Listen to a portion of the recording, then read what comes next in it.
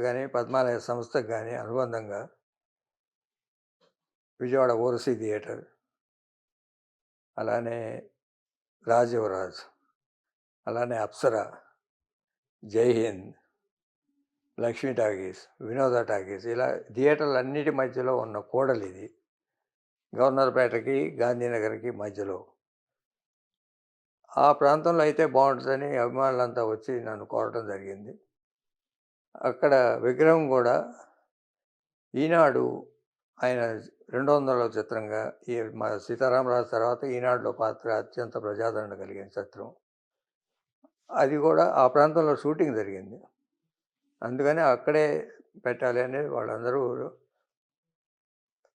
జితేంద్ర గాని, సుధా స్వామి గాని, అదే బుజ్జి వీళ్ళు ముగ్గురు ముఖ్యంగా ఒక విగ్రహ కమిటీగా ఏర్పాటు చేసి, ఒక 2 ఏళ్లుగా తిరిగి పర్మిషన్‌లు తెచ్చుకొని, విగ్రహం తయారు చేయించుకొని, అక్కడ స్థాపించడం జరిగింది.